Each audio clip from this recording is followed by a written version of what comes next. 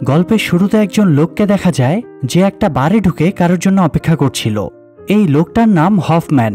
সে Optima Pharma নামের একটা ঔষধ কোম্পানিতে চাকরি করে। তবে হঠাৎ সে জানতে পারে সেই কোম্পানির একটা ঔষধে ব্যাপক পার্শ্বপ্রতিক্রিয়া আছে যা কিনা লক্ষ লক্ষ মানুষের মৃত্যু ঘটাতে পারে। কিন্তু এই সত্যটা ফাঁস করলে কোম্পানির লোকেরা তাকে মেরে ফেলবে, কারণ তার এই তথ্য ফাঁসের কারণে তো কোম্পানিটাই ধ্বংস হয়ে যেতে পারে। আর এসব নিয়ে সে বেশ চিন্তিত ছিল। তাই সে রিলে নামের একটা এজেন্সির হেল্প নেয়। যদি দুজন মানুষ বা দুটো গ্রুপের মধ্যে ঝামেলা থাকে তাহলে এই এজেন্সিটা ওদের মিডিয়া হিসেবে কাজ করে এবং ওদের ঝামেলা মেটাতে হেল্প করে। তো যাই হোক, হফম্যান রিলে এজেন্সির হেল্প নিয়ে তার কোম্পানির অথরিটির সাথে ডিল করেছে সে ফাইলটা কোম্পানিকে ফিরিয়ে দেবে, আর বিনিময়ে কোম্পানির লোকেরা হফম্যানের কোনো ক্ষতি করবে না। এই জন্যই মূলত হফম্যান ফাইলটা ফিরিয়ে দেওয়ার জন্য অপেক্ষা করছিল। কিছুক্ষণ পরে কোম্পানির একজন অথরিটি সেখানে আসলে হফম্যান তাকে ফাইলটা দিয়ে দেয়। ফাইল দেওয়ার সময় হফম্যান বলে, এই ফাইলের একটা কপি আমার রিপ্রেজেন্টেটিভের কাছে রয়েছে। যদি আপনার গুন্ডারা আমার কোনো ক্ষতি করার চেষ্টা করে তাহলে আপনার কোম্পানির আমলনামা ফাঁস হয়ে যাবে, তাই আমার কাছ থেকে দূরে থাকবেন। কোম্পানির অথরিটির লোকটা বলে সে জানে রিলে এজেন্সি কিভাবে কাজ করে, তাই সে এই ব্যাপারে সতর্ক থাকবে এই প্রতিশ্রুতি দিয়ে চলে যায়। তবে চলে যাওয়ার আগে হফম্যান লোকটার সাথে একটা সেলফি তুলে রাখে। এটা রিলে এজেন্সির একটা প্রোটোকল, ঝামেলা মিটে গেলে বাদী বিবাদীর একটা সেলফি তুলে রাখতে হবে। তো লোকটা চলে যাওয়ার পরে হফম্যানও বেরিয়ে যায়। আর ঠিক তখনই আরেকজন লোককে দেখা যায়, সে এতক্ষণ সাইডে বসে এই দুজনের উপরে নজর রাখছিল। আসলে এই লোকটাই হলো হফম্যানের রিপ্রেজেন্টেটিভ। এই লোকটার নাম হলো অ্যাশ। সে রিলে এজেন্সির একজন স্টাফ। সেই হফম্যান এবং কোম্পানির মাঝে সমঝোতা করে দিয়েছে। তবে অ্যাশকে কেউই দেখেনি। এই এজেন্সিটা খুবই সিক্রেটলি কাজ করে, যার কারণে কেউ অ্যাশের চেহারা দেখা তো দূরে থাক, তার কণ্ঠও কেউ শুনতে পায় না। অ্যাশ যোগাযোগের জন্য একটা টাইপিং মেশিন ইউজ করে, যেটাতে টাইপ করে সে মেসেজ হিসেবে নিজের কথাগুলো অপারেটরের কাছে পাঠায়। এজেন্সির বেশ কয়েকজন অপারেটর আছে যাদেরকে কনভারসেশনের জন্য নিয়োগ দেওয়া হয়েছে। অ্যাশ তাদের কাছে মেসেজে নিজের কথাগুলো পাঠালে অপারেটর সেই কথাগুলো ক্লায়েন্টের কাছে পৌঁছে দেয়। আবার ক্লায়েন্টের কথাগুলো অপারেটর মেসেজ আকারে অ্যাশের কাছে পাঠিয়ে দেয়। কিছু কিছু সময় অ্যাশকে ডিরেক্ট ক্লায়েন্টের কথা শোনানো হয়। তবে অ্যাশ কারোর সাথে ডিরেক্টলি কথা বলতে পারবে না, কারণ তাকে এমন সিকিউরিটি ইউজ করতে হয় যাতে কেউ তাকে ট্র্যাক করতে না পারে। তো হফম্যান বেরিয়ে যাওয়ার পরেও অ্যাশ তাকে ফলো করতে থাকে, আর হফম্যানকে মেট্রো স্টেশনে ঢুকতে দেখা যায়। হফম্যান মেট্রোতে উঠে যাওয়ার পরে অ্যাশ নিশ্চিত হয় হফম্যানের আর কোনো বিপদ নেই, তাই সে সেখান থেকে নিজের বাড়িতে চলে আসে। রাতে তাকে কনফার্মেশন দেওয়া হয় কাজটা কমপ্লিট হয়ে গিয়েছে। তাই পরের দিন সকালে অ্যাশ নিজের সিক্রেট চেম্বারে যায়। সেখানে সে কাজের সমস্ত প্রমাণ স্টোরেজ করে রাখে। সে হফম্যানের ফাইলটা একটা সিক্রেট লকারে রেখে দেয়, কেননা ওই কোম্পানিটা যাতে ভবিষ্যতে কখনো হফম্যানের ক্ষতি না করতে পারে, এই জন্যই মূলত এই ফাইলটা সেফলি স্টোরেজ করে রাখা হচ্ছে। এই লকারের ভেতরে আরও কয়েকটা ফাইলও দেখা যায়, তাই বোঝাই যাচ্ছে অ্যাশ অলরেডি আরও বেশ কয়েকটা কেসের ডিল করেছে। পরের সিনে আমরা সারা নামের একটা মেয়েকে খুব চিন্তিত হয়ে হাঁটতে দেখি। সারাও ঠিক হফম্যানের মতোই সেম সমস্যায় ফেসে গিয়েছে। সারা একজন লয়ারের সাথে দেখা করে। সারা লয়ারকে জানায় সে সাইবোসেমেন্টিস নামের একটা বায়োটেক কোম্পানিতে চাকরি করে। এই কোম্পানিটা এক ধরনের জেনেটিক্যাল মডিফাইড ফসলের বীজ বাজারে আনতে চলেছে। এই বীজের স্পেশালিটি হলো বীজগুলোকে এমনভাবে মডিফাই করা হয়েছে যাতে বীজে এক্সট্রা কোনো কীটনাশক দেওয়া না লাগে। এর ভেতরে সেই সব উপাদান দেওয়া আছে যাতে পোকামাকড় বীজের কোনো ক্ষতি না করতে পারে। তাই স্বাভাবিকভাবেই এই বীজ কৃষি বিপ্লব ঘটিয়ে দিতে পারবে, পাশাপাশি কৃষকের খাটনি এবং টাকাও বেঁচে যাবে। কিন্তু সারা গবেষণা করে দেখেছে এই বীজে থাকা উপাদানগুলো মানবদেহে পার্শ্ব প্রতিক্রিয়া ঘটাতে পারে, এমনকি মানুষের জন্য লাইফ রিস্কও হতে পারে। এই জন্য সারা কোম্পানির অথরিটিকে এই ব্যাপারে জানিয়েছিল, কিন্তু অথরিটি সারাকে এই ব্যাপারে ঘাটাঘাটি করতে নিষেধ করে দেয়। তারা যে কোনো মূল্যে বাজারে বীজগুলো আনতে চাইছিল। তো এর কিছুদিন পরে সারাকে অন্য ডিপার্টমেন্টে ট্রান্সফার করে দেওয়া হয়। এমনকি আরও কিছুদিন পরে মিথ্যা অপবাদ দিয়ে সারাকে চাকরি থেকেই ছাঁটাই করে দেওয়া হয়। তাই সারা এখন টেনশনে আছে কোম্পানির লোকেরা হয়তো তাকে মেরে ফেলবে, কারণ বীজের ব্যাপারে সারা যে প্রতিবেদন তৈরি করেছিল সেটার একটা কপি এখনো তার কাছেই আছে। সারা এই টেনশন আর বয়ে বেড়াতে পারছিল না, এই জন্যই সে লয়ারের কাছে হেল্প চাইছিল। লয়ার যেন কোম্পানির সাথে তার ঝামেলাটা সেটেল করে দেয়। বিনিময়ে সারা ফাইলটা কোম্পানিকে দিয়ে দেবে এবং নিজের মুখটাও বন্ধ রাখবে। তবে লয়ারের কাজ হলো আইনি জটিলতা সামলানো। এই ধরনের কাজ তো তারা করে না। তাই লয়ার সারাকে অ্যাশের রিলে এজেন্সির নাম্বারটা দিয়ে তাদের সাথে যোগাযোগ করতে বলে। এই লয়ার আগেও অ্যাশের কাছে ক্লায়েন্ট পাঠিয়েছে, তাই সে সারাকে সিওরিটি দেয় এই এজেন্সি তার সমস্যাটা সমাধান করে দিতে পারবে। এরপর সারা অনেক ভেবে অ্যাশের রিলে এজেন্সিতে যোগাযোগের জন্য নক করে। এজেন্সি থেকে অ্যাশের কাছে নোটিফিকেশন গেলে সে সারার ব্যাপারে ডিটেলস চেক করতে শুরু করে। ডিটেলস ঘাটাঘাটির পরে অ্যাশ বুঝতে পারে সারা সত্যিই বায়োটেক কোম্পানিতে চাকরি করত এবং পরবর্তীতে তাকে ছাঁটাই করে দেওয়া হয়েছে। তাই সে এজেন্সিকে কাজটা নেওয়ার জন্য পারমিশন দিয়ে দেয়। এরপরে এজেন্সির অপারেটর সারাকে ফোন দিয়ে তার সাথে যোগাযোগ করে। অপারেটর সারাকে জিজ্ঞেস করে সে এজেন্সির কাছে কি ধরনের হেল্প চায়। সারা লয়ারকে যেগুলো বলেছিল সেগুলো অপারেটরকেও জানায়। অপারেটর সেই কথাগুলো টাইপ করে অ্যাশের কাছে পাঠিয়ে দেয়। অ্যাশও মেসেজ করে জানতে চায় এই ঘটনায় পুলিশ ইনভলভ কিনা। অপারেটর অ্যাশের প্রশ্নটা সারাকে জানালে সারা জানায় গতরাতে কোম্পানির গুন্ডারা তার গাড়ি পুড়িয়ে দিয়েছে, তবুও সে পুলিশকে কিছুই জানায়নি। অপারেটর তখন সারাকে একটা নতুন পোস্টপেড সিম কিনে নিতে বলে আর রানিং সিমটা বন্ধ করে দেওয়ার পরামর্শ দেয়। সারা জানায় সে একটা হোটেলে আত্মগোপনে আছে, তবে এই হোটেলের সামনে এখনো একটা গাড়ি দাঁড়িয়ে আছে। তার সন্দেহ কোম্পানির লোকেরা তার উপরে নজর রাখছে। এটা শুনে অপারেটর একটু বিচলিত হয়ে পড়ে। সে বলে ওরা হয়তো সারার ফোন ট্যাপ করছে, তাই নেক্সট টাইম সারা নতুন সিম কেনার পরে তারা যোগাযোগ করবে। এই বলে অপারেটর ফোনটা কেটে দেয়। এদিকে হোটেলের বাইরের গাড়ির ভেতরের লোকগুলোকে দেখা যায় ওরা সত্যিই সারার ফোনটা ট্যাপ করছিল। তাই ফোন কাটার পরে লোকগুলো রিলে এজেন্সিতে যায় সারা কাকে ফোন করেছিল সেটা দেখার জন্য। তবে এই এজেন্সির রুলস হলো তারা বাইরের কাউকে কোনো তথ্য দেবে না, আর এই জন্য গুন্ডাগুলো কিছুই জানতে পারে না। অন্যদিকে সারাকে দেখা যায় সে নতুন একটা সিম কিনে আবারও রিলে এজেন্সির সাথে যোগাযোগ করে। অ্যাশ টাইপ মেশিনের মাধ্যমে সারার সাথে যোগাযোগ করে তাকে জানায় এজেন্সি থেকে সারাকে প্রোটেকশন দেওয়া হবে, সারার সাথে তার কোম্পানিরও সমঝোতা করে দেওয়া হবে। সেক্ষেত্রে সারাকে ফাইলের একটা কপি এজেন্সির কাছে জমা রাখতে হবে। পাশাপাশি এই কাজের জন্য এজেন্সি সারার কাছ থেকে $50,000 পেমেন্ট চায়। সারাও তাদের কথায় রাজি হয়ে গেলে এজেন্সি সারাকে বলে আগামী কয়েকদিন সারাকে এজেন্সি থেকে বিভিন্ন ধরনের ইনস্ট্রাকশন দেওয়া হবে। সারা যেন কোনো হাঙ্কিবাঙ্কি না করে এজেন্সির কথা মতো সব কাজ করে। সারা এজেন্সির সব শর্ত মেনে নিলে এজেন্সি কাজে লেগে পড়ে। তবে সারাকে একটা ব্যাপারে সতর্ক করে দেওয়া হয়, তারা এখন থেকে কনভারসেশন শুরুর আগে একটা পাসকোড ইউজ করবে। অপারেটর যদি সারাকে জিজ্ঞেস করে ক্রেডিট নাকি ডেবিট, তখন সারা উত্তর দেবে চেক। আর এই পাসকোডের মাধ্যমে তারা শিওর হবে যে তারা সঠিক মানুষের সাথে কথা বলছে। যাই হোক, পরের দিন এজেন্সি থেকে সারার কাছে দুটো পার্সেল পাঠানো হয়। এছাড়া তাকে একটা ডকুমেন্টস পাঠানো হয় যেটাতে এজেন্সির সব রুলস এবং ইনস্ট্রাকশন দেওয়া আছে। পার্সেলের ভেতরে মোবাইল রাখা ছিল। ইনস্ট্রাকশনে লেখা ছিল এজেন্সি থেকে নির্দেশ না দেওয়া পর্যন্ত সারা মোবাইলটা অন করতে পারবে না। এছাড়া একটা খালি খাম ছিল। খামের ভেতরে $50,000 এবং কোম্পানির বিরুদ্ধে থাকা ফাইলটা রেখে দিতে বলা হয়। সারা খামের ভেতরে টাকা এবং প্রয়োজনীয় অন্যান্য জিনিসগুলো ঢোকাচ্ছিল। তখন তার কাছে এজেন্সির অপারেটরের ফোন আসে। অপারেটর সারাকে বলে সে যেন আগামীকাল সকাল 10টার ফ্লাইট ধরে নিউ ইয়র্ক থেকে পিটসবার্গে যায়।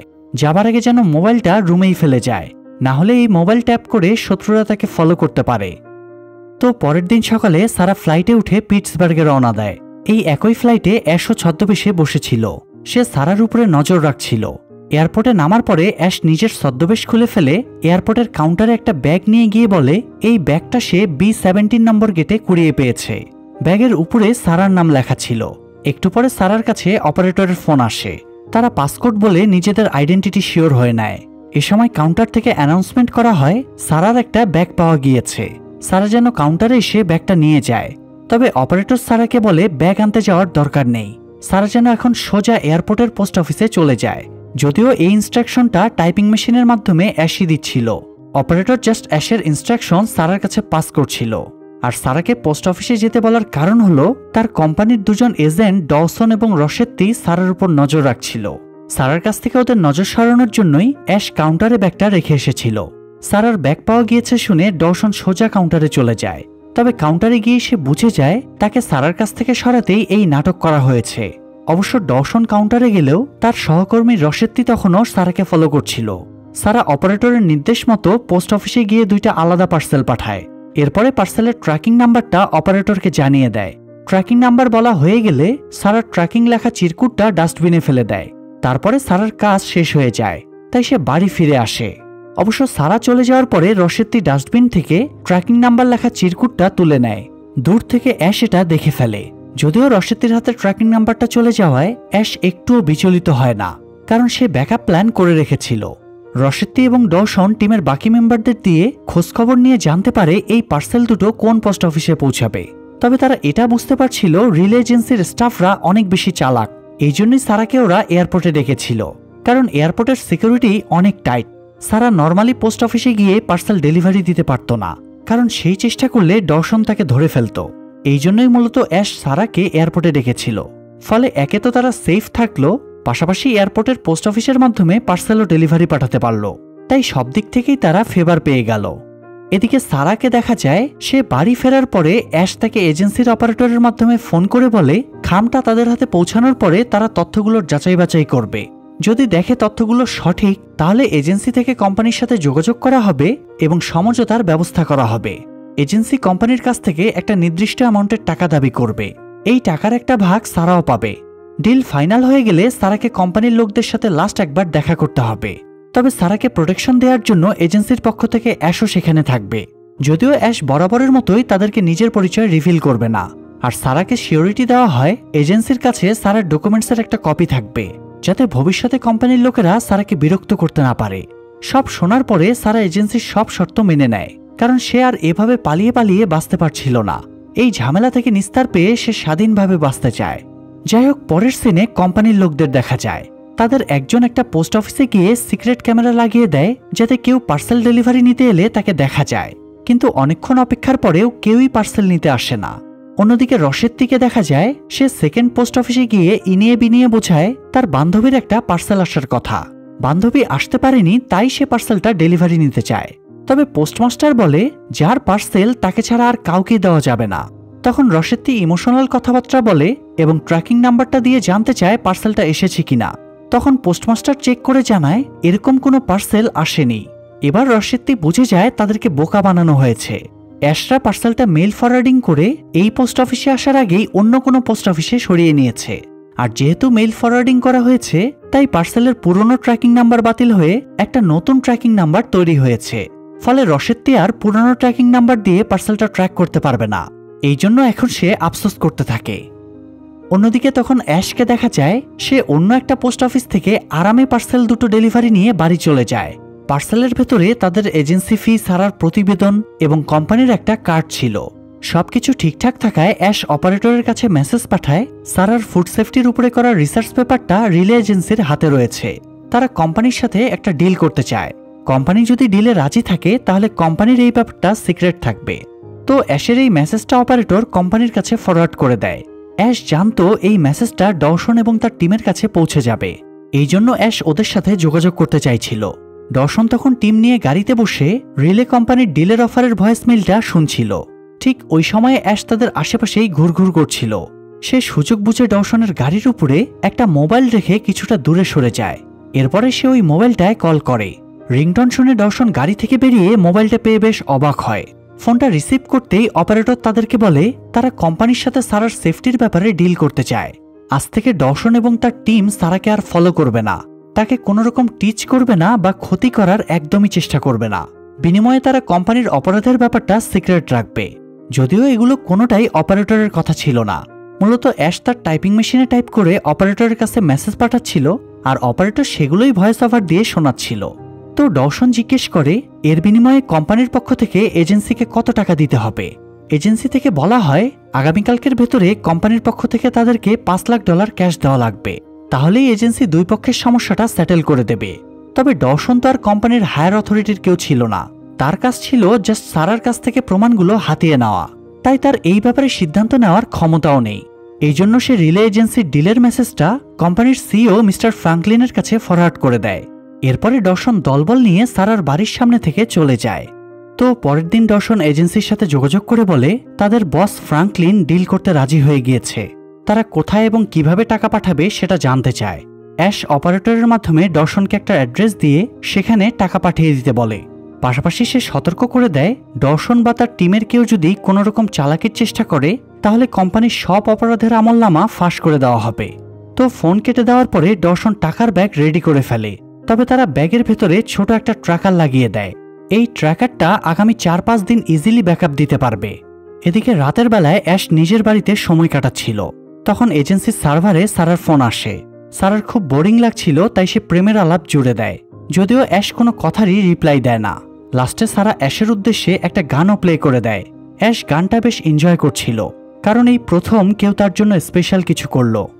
পরের দিন সকালে অ্যাশ সাইবার ক্যাফেতে গিয়ে চেক করে ডওসনের পাঠানো প্যাকেজটা পোস্ট অফিসে পৌঁছেছে কিনা। এরপরে সে কোম্পানির সিইও মিস্টার ফ্রাঙ্কলিনের ব্যাপারেও সার্চ করে দেখে। তারপরে কি মনে করে যেন সারার প্রোফাইলটাও একটু ঘাটাঘাটি করে। অ্যাশ সারার প্রোফাইল ফটোর দিকে ফ্যালফ্যাল করে তাকিয়ে থাকে। গতরাত থেকেই তার মনটা উড়ু উড়ু করতে শুরু করেছে। সারার সোশ্যাল মিডিয়ায় রিলেশনশিপের স্ট্যাটাস সিঙ্গেল দেখে অ্যাশের মনের মধ্যে আরও বেশি করে তোলপাড় শুরু হয়ে যায়।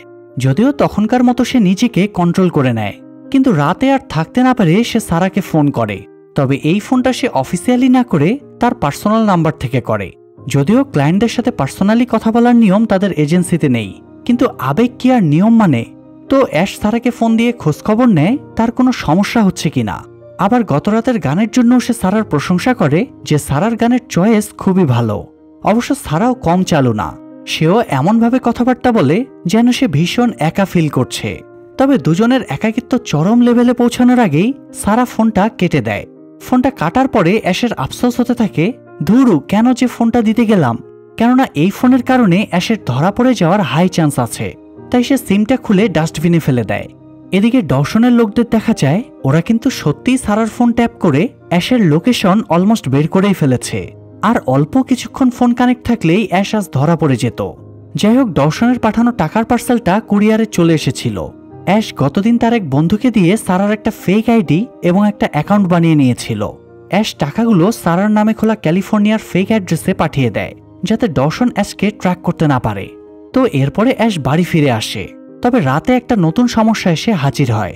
ডওসনেরা যখন টাকা পাঠিয়েছিল একই সাথে এজেন্সি থেকে কোম্পানির কাছে সারার রিসার্চ পেপারের ফাইলটাও পাঠানো হয়েছিল।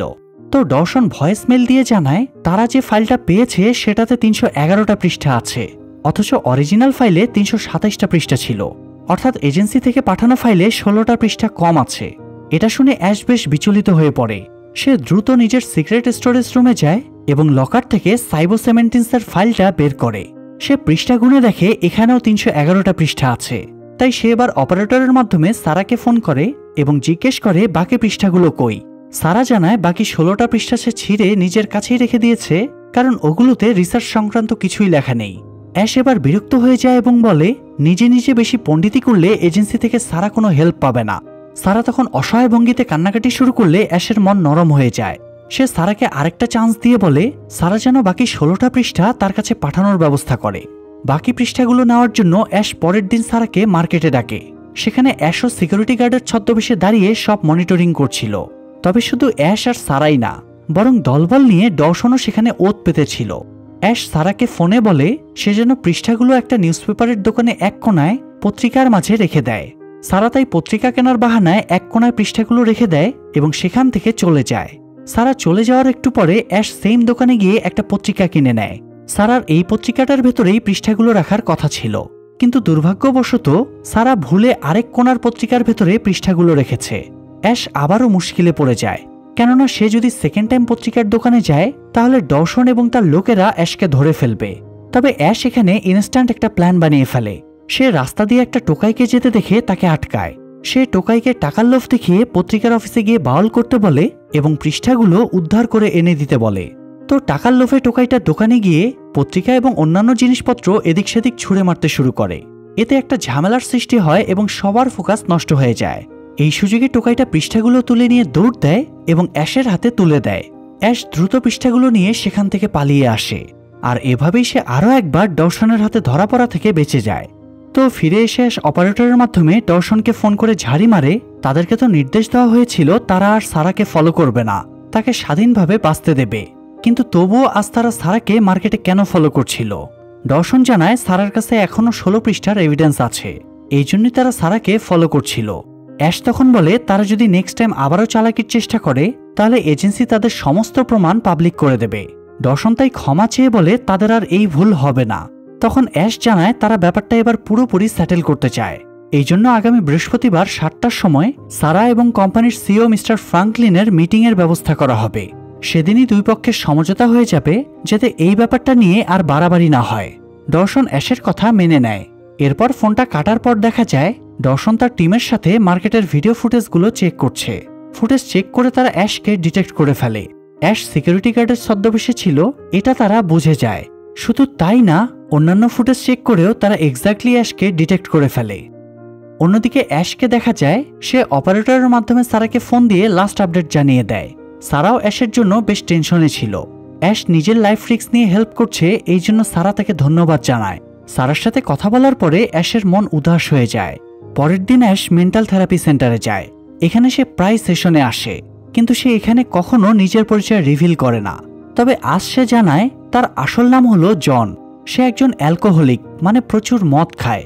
যদিও জন্মগতভাবে সে একজন মুসলিম, ইসলাম ধর্মে মদ খাওয়া নিষিদ্ধ, তবুও একটা ঘটনার জের ধরে সে মদ খাওয়া শুরু করেছিল।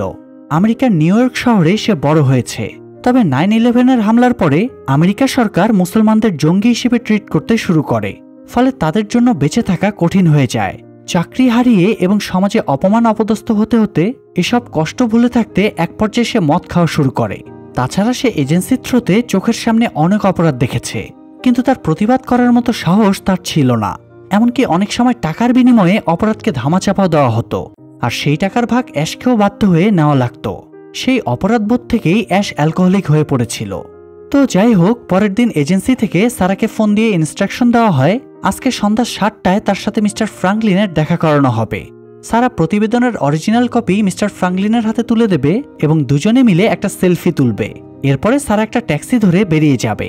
তাকে এজেন্সি থেকেই সেফ এক্সিটের ব্যবস্থা করে দেওয়া হবে। সারাকে ইনস্ট্রাকশন দেওয়ার পর এবার এজেন্সি থেকে কোম্পানিতে ফোন করা হয় এবং সেম ইনস্ট্রাকশন মিস্টার ফ্রাঙ্কলিনকেও দেওয়া হয়। যদিও এই সমঝোতায় ডওসন তেমন খুশি ছিল না, সে যে কোনোভাবে অ্যাশকে ধরতে চাইছিল। যাই হোক, সন্ধ্যায় অ্যাশ সেটেলমেন্টের প্রস্তুতি নিচ্ছিল। এ সময় অপারেটরের মাধ্যমে অ্যাশের কাছে সারার ফোন আসে। সারা জানায় ডওসন অ্যাশের আসল নাম জেনে ফেলেছে। সেটেলমেন্টের সময়ে অ্যাশ যেন সেখানে না থাকে, না হলে ওরা অ্যাশকে ধরে ফেলবে। কথাটা শোনার পরে অ্যাশ খুবই ঘাবড়ে যায়। তবে সে নিজের চেয়ে সারার জন্য বেশি টেনশন করছিল, কারণ তার পরিচয় রিভিল হয়ে গিয়েছে, মানে ডওসনের লোকেরা চুক্তি ভেঙে সারারও ক্ষতি করতে পারে। অ্যাশ জানতো সারা এখন একটা মিউজিক্যাল শোতে আছে, তাই সে সরাসরি সেখানে চলে যায়। শোতে প্রচুর লোকজন এসেছিল। অ্যাশ খেয়াল করে সেখানে সারার আশেপাশে ডওসন এবং তার লোকেরাও ঘুরঘুর করছে, তাই সারাকে বাঁচাতে অ্যাশ ফায়ার অ্যালার্ম বাজিয়ে দেয়। এতে লোকজন আগুন লেগেছে ভেবে উঠে চলে যেতে থাকে। তখন অ্যাশ ছুটে গিয়ে সারাকে ভিড়ের ভেতর থেকে টেনে বাইরে নিয়ে চলে যায়। সারা তো আগে অ্যাশের চেহারা দেখেনি, তাই অ্যাশ সারাকে নিজের পরিচয় বলে বিশ্বাস করায় সেই তাকে এতদিন হেল্প করেছিল। বাইরে নিয়ে গিয়ে অ্যাশ সারাকে বলে এখানে থাকাটা তার জন্য রিস্কি, তাই সে সারাকে ট্রেন ধরে ক্যালিফোর্নিয়ায় চলে যেতে বলে। সেখানে সে সারার ফেক আইডেন্টিটি বানিয়ে রেখেছে। এছাড়া সারার জন্য মেইন পোস্ট অফিসে একটা পার্সেলও রাখা আছে। সারা যেন সেই পার্সেলটা কালেক্ট করে নেয়, আর নির্ধারিত জায়গায় না পৌঁছানো পর্যন্ত অ্যাশ সারাকে প্রোটেক্ট করবে। এরপরে অ্যাশ একটা ট্যাক্সি ডেকে সারাকে নিয়ে উঠে পড়ে। যাবার পথে সারা জিজ্ঞেস করে আমার জন্য এত কিছু কেন করছো? অ্যাশ তখন বলে এটাই আমার কাজ। অবশ্য সারা ঠিকই বুঝতে পারছিল অ্যাশ নিজের কাজের নিয়ম ভেঙে সারাকে হেল্প করছে। যাবার পথে দুজনে টুকটাক ইমোশনাল কথাবার্তাও বলে। নেমে যাবার আগে সারা অ্যাশকে বলে আমার সাথে তুমিও চলো, তবে অ্যাশ জানায় সে যেতে পারবে না। তো এরপরে সারা নেমে স্টেশনে চলে যায়, আর অ্যাশ একটা বারে ঢোকে। এরপরে সে তার টেলিটাইপ মেশিনে টাইপ করে অপারেটরের মাধ্যমে ডওসনকে জানায় তোমার প্ল্যান আমি ব্যর্থ করে দিয়েছি, সারাকে আমি সেফ জায়গায় পাঠিয়ে দিয়েছি। এখন তুমি সারা বা আমাকে দুজনের কাউকেই খুঁজে পাবে না। ডওসন অবশ্য কোনো উত্তর দেয় না। ফোন কাটার পরে অ্যাশ সারাকে ফোন করে, কিন্তু সারার ফোনে ডওসনের কণ্ঠ শোনা যায়, অর্থাৎ ডওসন অলরেডি সারাকে ধরে ফেলেছে। অ্যাশ এবার খুবই বিচলিত হয়ে পড়ে। ডওসন বলে সারাকে ফিরে পেতে চাইলে অ্যাশ যেন অরিজিনাল রিসার্চ পেপারটা নিয়ে ডওসনের বলে দেওয়া জায়গায় দেখা করে, কিন্তু ক্লায়েন্টের ফাইল অন্য কারো হাতে তুলে দেওয়া মানে এজেন্সির রুলস ব্রেক করা। তবুও অ্যাশ সারার জন্য রুলস ব্রেক করার সিদ্ধান্ত নেয়। তবে অ্যাশ জানতো সে ফাইলটা নিয়ে যাওয়া মাত্রই ওরা তাকে এবং সারাকে মেরে ফেলবে। এই জন্য সে ফাইল না নিয়েই ডওসনের বলে দেওয়া জায়গায় যায়। সেখানে একটা গাড়িতে সারাকে বেঁধে রাখা হয়েছিল। অ্যাশ সেখানে যেতেই তাকেও জোর করে গাড়িতে তুলে নেয়। অ্যাশ রিসার্চ পেপারের ফাইলটা আনেনি দেখে ডওসন রেগে যায়। সে সারার দিকে গান পয়েন্ট করে তাকে মেরে ফেলার হুমকি দেয়। তখন অ্যাশ সারাকে বাঁচাতে ওদের সাথে হাতাহাতি শুরু করে দেয়। সে ডওসনের একজন লোককে গাড়ি থেকে ফেলে দেয়। তখন ডওসন অ্যাশের সাথে ফাইট শুরু করে। অ্যাশ ডওসনকেও ধরাশায়ী করে ফেলেছিল, কিন্তু ঠিক ওই মুহূর্তে একটা অদ্ভুত ঘটনা ঘটে। সারা একটা ইলেকট্রিক শক মেশিন দিয়ে অ্যাশকে শক দেয়, ফলে অ্যাশ কাবু হয়ে গেলে ডওসন তাকে মেরে শান্ত করে দেয়। সারার এই কাণ্ডের পরে অ্যাশ বিস্ময় ভরা চোখে বেশ কিছু মুহূর্ত সারার দিকে তাকিয়ে থাকে। এরপরে নীরবতা ভেঙে জিজ্ঞেস করে তোমরা কি চাও? সারা জানায় এই সব কিছুই তারই প্ল্যান। ডওসন এবং বাকিরা তারই লোক। সে শুধুমাত্র অ্যাশের নাগাল পাওয়ার জন্যই এত নাটক করেছে। আর সাইবোসেমেন্টিন্স কোম্পানির বিরুদ্ধে রিসার্চ পেপারের ঘটনাটা সম্পূর্ণ ফেক। অ্যাশকে ধরার জন্যই তারা এই নাটকটা সাজিয়েছিল। এখন প্রশ্ন হলো, অ্যাশকে ওদের কেন প্রয়োজন? মুভির শুরুতে আমরা অ্যাশকে হফম্যান নামের এক লোকের কেসের ডিল করতে দেখেছিলাম। সেই হফম্যানের ফাইলের একটা কপি অ্যাশের কাছে ছিল। ওটা মূলত অপটিমো ফার্মার ওষুধের পার্শ্ব প্রতিক্রিয়ার রিপোর্ট। ওই রিপোর্টটা যদি কখনো লিক হয়ে যায় তাহলে কোম্পানির ধ্বংস নিশ্চিত। এই জন্যই হফম্যানের সাথে সেটেলমেন্টের পরেও কোম্পানির অথরিটি ভরসা পাচ্ছিল না। তাই ফাইলটা উদ্ধার করার জন্য কোম্পানি থেকে সারা ডওসন আর তার টিমকে হায়ার করা হয়েছিল। আসলে বড় বড় কোম্পানিগুলোতে এরকম অনেক মাস্টার প্ল্যানার থাকে, যারা কোম্পানির বিভিন্ন সিক্রেট বিষয় রক্ষার জন্য এরকম মাস্টার প্ল্যান বানিয়ে সেগুলো অ্যাপ্লাই করে। যাই হোক, অ্যাশ তো বুঝে যায় সারা তাকে কিভাবে ঠকিয়েছে, কিন্তু তার আর কিছুই করার নেই, কারণ অলরেডি সে ফেসে গিয়েছে। এই জন্য পিস্তলের মুখে বাধ্য হয়ে সে নিজের সিক্রেট প্লেসে ওদেরকে নিয়ে যায়। তবে অ্যাশ তো ভালো করেই জানতো কখনো না কখনো এরকম পরিস্থিতি তৈরি হতেই পারে, তাই সে ব্যাকআপ প্ল্যান করেই রেখেছিল। অ্যাশের এই সিক্রেট চেম্বারটা একটা গোডাউনের ভেতরে ছিল। গোডাউনে ঢোকার পরে অ্যাশের সিক্রেট চেম্বারে ঢোকার জন্য দরজায় পাসওয়ার্ড ইনপুট দেওয়া লাগতো। অ্যাশ দরজায় আসল পাসওয়ার্ড না চেপে ভুল পাসওয়ার্ড ইনপুট দেয়, ফলে সেখানে ব্লাস্ট হয়ে চারিদিকে ধোঁয়ায় ভরে যায়। আর এই সুযোগে অ্যাশ সেখান থেকে পালিয়ে যায়। ডওসনের এক লোক তাকে আটকানোর চেষ্টা করলে অ্যাশ তাকে মেরে তার বন্দুকটা কেড়ে নেয়। এরপরে দৌড়ে এরিয়ার বাইরে চলে যায়। তবে সারা এবং বাকিরাও তাকে তাড়া করে। এক পর্যায়ে সারা আর অ্যাশ দুজনেই মুখোমুখি হয়ে যায়। দুজনেই দুজনের দিকে গান পয়েন্ট করে। সারা বলে, পাসওয়ার্ডটা দিয়ে দাও, তাহলেই তোমাকে যেতে দেব। অ্যাশ তখন নিজের হাতের পিস্তলটা ফেলে দিয়ে বলে সে পাসওয়ার্ড বলবে না। সারা চাইলে তাকে গুলি করে মেরে ফেলতে পারে, কিন্তু সারা এই কয়েকদিনে অ্যাশের সরলতা এবং সততায় তার প্রতি দুর্বল হয়ে পড়েছিল, তাই সে এখানে অ্যাশকে গুলি করতে পারে না। আর ঠিক সেই সময় সেখানে পুলিশ চলে আসে এবং বাংলা সিনেমা থেকে কপি করা বিখ্যাত ডায়লগটা দেয়, কেউ আইন নিজের হাতে তুলে নেবেন না। পুলিশ আসার পরে সারা নিজের গানটা ফেলে দেয় এবং আত্মসমর্পণ করে। পুলিশ অ্যাশ এবং সারা সহ বাকিদের গ্রেফতার করে নিয়ে যায়। অ্যাশ পুলিশ অফিসারকে সত্যটা জানিয়ে দেয় তার কাছে অপটিমো ফার্মার কিছু ওষুধের রিপোর্ট আছে, যেগুলোর ভয়ঙ্কর সাইড ইফেক্ট থাকা সত্ত্বেও কোম্পানি সেটা ধামাচাপা দিয়ে রেখেছে। এরা সেই রিপোর্টটা উদ্ধারের জন্যই অ্যাশের উপরে অ্যাটাক করেছিল। অফিসার অ্যাশের কথা মেনে নেয় এবং ইনকোয়ারির জন্য তাকে নিয়ে যায়। ইনকোয়ারি শেষে অ্যাশকে তারা ছেড়ে দেয়। ছাড়া পেয়ে অ্যাশ পোস্ট অফিসে যায় এবং ডওসনের পাঠানো সেই টাকার পার্সেলটা কালেক্ট করে। আসলে অ্যাশের তো আগেই সন্দেহ ছিল এটাতে কোনো ট্র্যাকার লাগানো থাকতে পারে। এই জন্যই সে এতদিন ধরে এক পোস্ট অফিস থেকে অন্য পোস্ট অফিসে পার্সেলটা ফরওয়ার্ড করছিল। তো পার্সেলটা নিয়ে অ্যাশ সেটার ভেতর থেকে ট্র্যাকারটা বের করে ফেলে দেয়। এরপরে সে নিজের ভাগের টাকা নেওয়ার পরে বাকি টাকা পার্সেলে রেখে রিলে এজেন্সির অ্যাড্রেসে পার্সেলটা পাঠিয়ে দেয়। তারপরে অ্যাশ অন্য কোথাও শিফট হওয়ার জন্য ট্রেনে ওঠে। পাশের একজন যাত্রীর মোবাইলের স্ক্রিনের দিকে হঠাৎ তার নজর যায়। যাত্রীটা 2 মিনিট আগের একটা ব্রেকিং নিউজ পড়ছিল। ব্রেকিং নিউজটা ছিল অপটিমো ফার্মাকে নিয়ে। নিউজের হেডলাইনে লেখা আছে, অপটিমো ফার্মা বড় ধরনের অবৈধ কার্যকলাপে ফেসে গিয়েছে, এখন তাদের বিরুদ্ধে ইনভেস্টিগেশন চলছে। মূলত পুলিশের সহায়তায় অ্যাশ অপটিমো ফার্মার ওষুধের পার্শ্বপ্রতিক্রিয়ার রিপোর্টটা পাবলিক করে দিয়েছে।